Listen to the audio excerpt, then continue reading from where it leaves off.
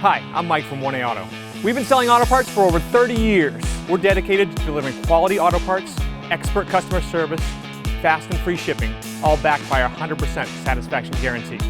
So visit us at 1AAuto.com, your trusted source for quality auto parts.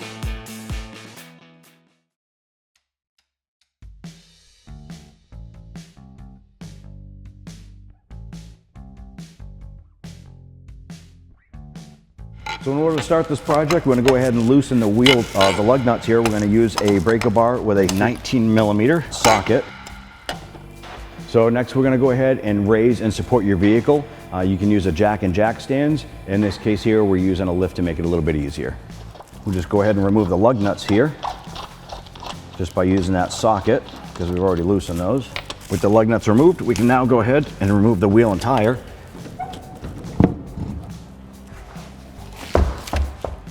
So we're going to go ahead in and we're going to straighten out the cotter pin the best we can. We want to try and get that out. Line that up a little bit. Go down below. I'm going to try and pull this out.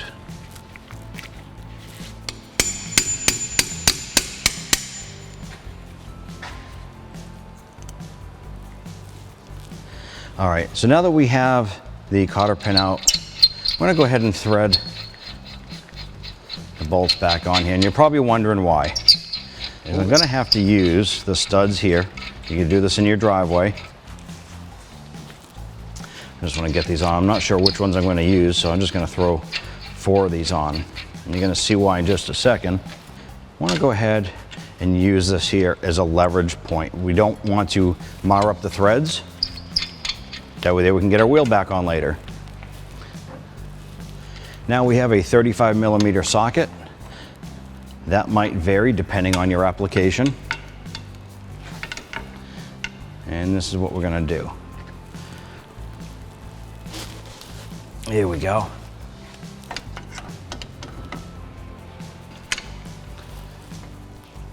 And now that that's fairly loose, we can use a ratchet wrench.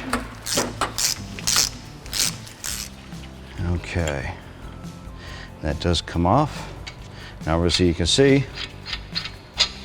all the studs are still perfectly fine, no damage.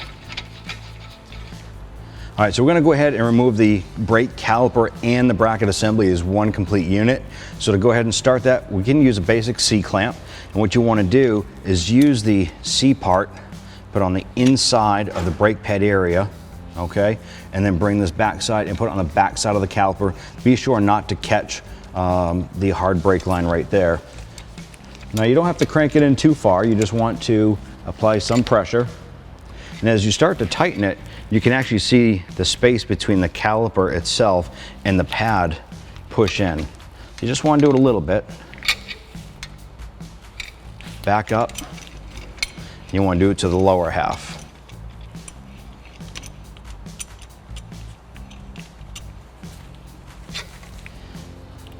This will actually release the tension on the caliper, pushes a little bit of brake fluid back up into the system.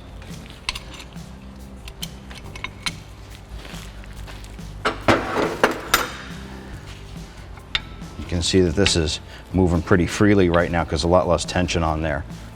So on the back side, you have a large bolt right here and one right on the bottom. There's only 2 of them holding this on, and we're actually going to use an 18mm to go ahead and remove those.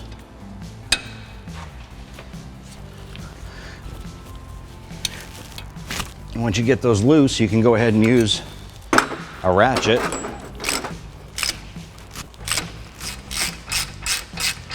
Okay, so we're getting these bolts pulled out. All right, so you want to hold on to this caliper in the bracket. It is a heavy unit. Now you want to be prepared, have either a bungee cord or a strap. You want to pull this off, should slip right off with your brake pads, caliper, and the bracket. And you want to anchor this somehow back up to the suspension of the chassis so it doesn't fall down.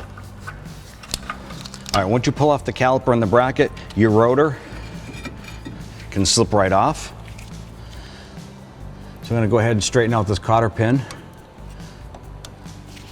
We want to remove the nut, this castle nut, off of the upper ball joint. All right, so before we go ahead and remove this nut off of the upper control arm ball joint, if you notice here we have a jack supporting the control arm. The reason for this here is that we're basically just trying to get some tension relieved off of the control arm. So that way there, when it pops out, it's not at an extreme angle. So this here brings the control arm up a little bit, and it'll make it easier for this to separate, and then we'll continue from there. All right, so we're gonna use a 22mm socket and a breaker bar.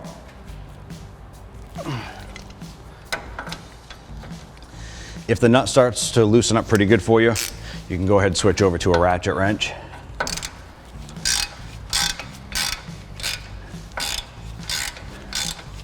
Now what we're going to do here, you can actually see the threads starting to come through. This ball joint is tapered that goes into the upper knuckle here. So what we want to do is not completely remove this nut, but bring it down so that you can see some threads in there. What you can actually use here, you can use a pickle fork, or you can use the old hammer technique. If you're in your driveway, give that a shot. So we're gonna go ahead and try that hammer first.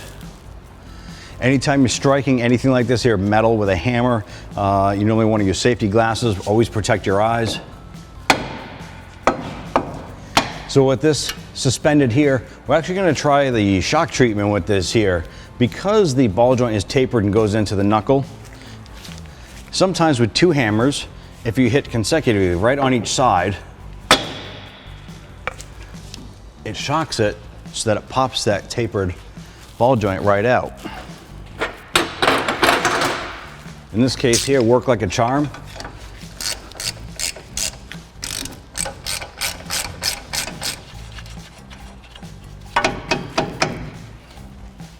Now that we removed the nut and we took off the initial pressure right here, we're going to go ahead and remove the jack. We're going to let the suspension droop back down a little bit so we can go ahead and continue on. So right around here, you're going to see there are 6 12-point bolts that actually hold the CV axle in place. So I'm going to go ahead and remove those there. This is actually going to require a pry bar, a breaker bar, and a 12-point. That is a 12.12mm socket. Once again, I have a breaker bar here to apply some leverage.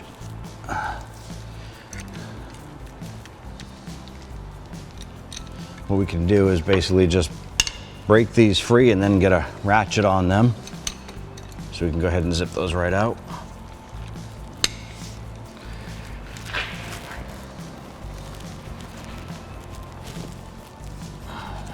All right, so removing the last bolt here. The axle itself might start to spin, so you can reinstall another bolt and use your pry bar as a little bit of leverage to hold that axle from rotating.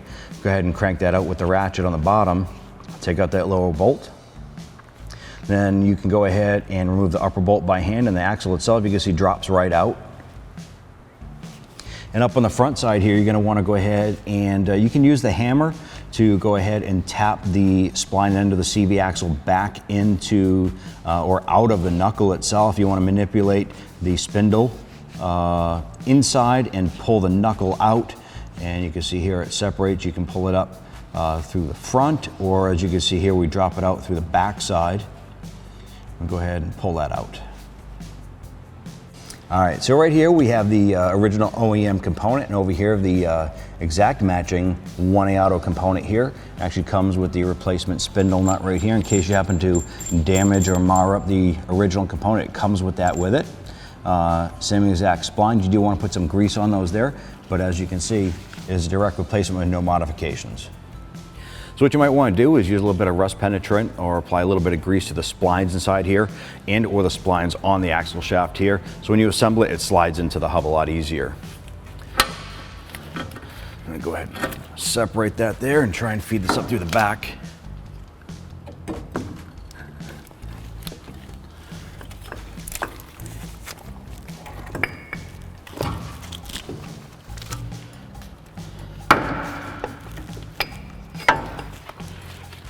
just want to kind of manipulate the front of this CV axle to actually come through your hub if you can.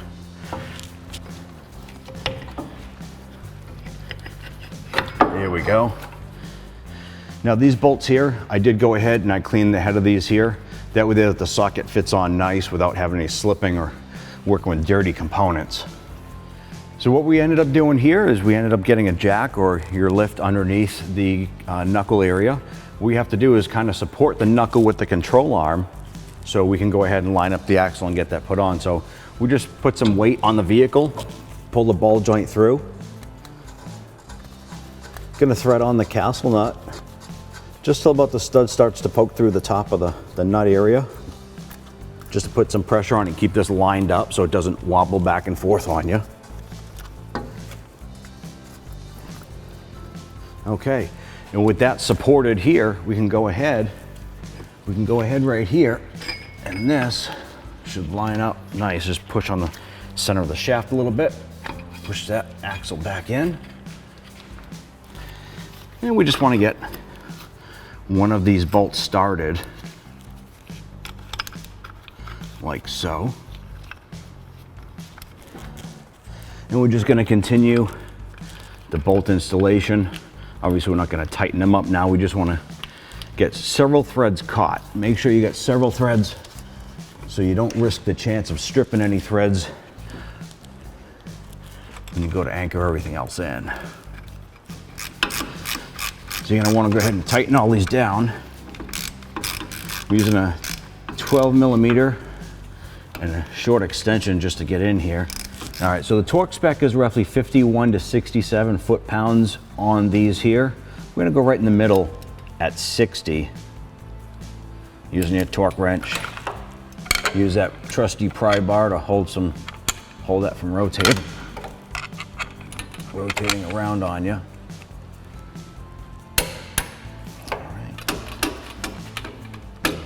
Pop that off. I'm going to rotate it to the opposite side right here and just perform that in a crisscross or star pattern until you're all tightened up.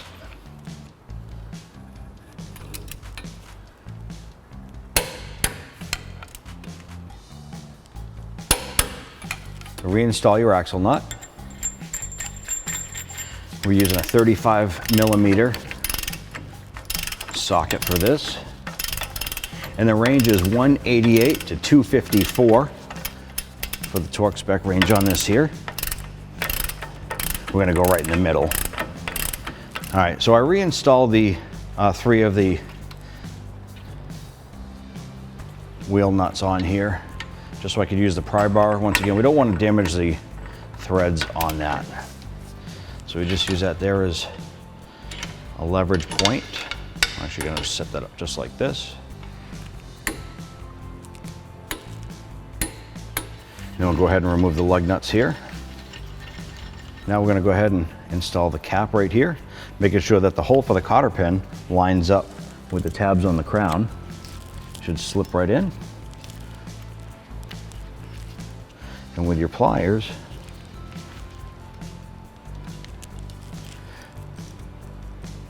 just roll those on over there.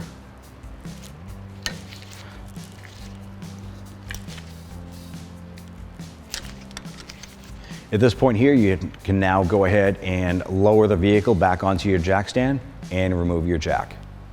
So another alternative way to torquing down your hub nut is to simply pop the center cap from behind. This will give you access to use your torque wrench and socket. So you want to pop that center cap, install the wheel, torque it down, and then lower the vehicle down, put it on the ground, and go ahead and finish torquing to the specification. Go ahead and reinstall the center cap, and you're all set. All right, so now we're gonna go ahead and tighten the ball joint nut here, or the control arm nut. The range for the torque spec is 57 to 76 foot-pounds. We're right in the middle. There we go. So since I went right in the middle of the torque range spec, you have to match up the hole in the ball joint to the notch in the castle nut. And I'm off just a tiny bit, so I'm just gonna go ahead and tighten this just a hair bit more. All right, so we're gonna go ahead and install the cotter pin. Ours was good, so we're just gonna go ahead and install that. You just push that through and just bend the tabs over on the back side. So now we're gonna go ahead and reassemble the brakes. So we're gonna take the original rotor, we're gonna install this component here. And next we wanna go ahead and take that caliper, slide that right back on over here.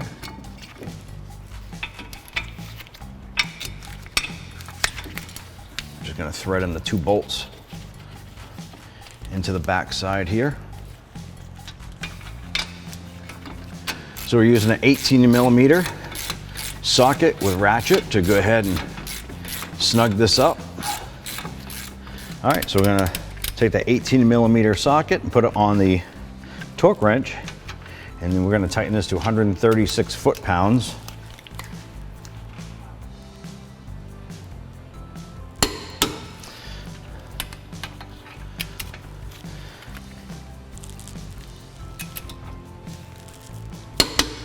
All right, I'm gonna go ahead and reinstall the tire. I'm gonna go ahead and reinstall the lug nuts here. You wanna get a few threads caught on all of these here. These lug nuts are a 19mm. So we're just gonna snug these, bottom the wheel out to the rotor. We're gonna lower the vehicle down onto its own weight and then do a final torque.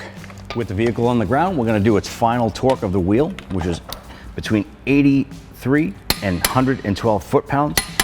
We're gonna do it in a star pattern. All right, just double check the first one. She's all set. Thanks for watching. Visit us at oneauto.com for quality auto parts, fast and free shipping, and the best customer service in the industry.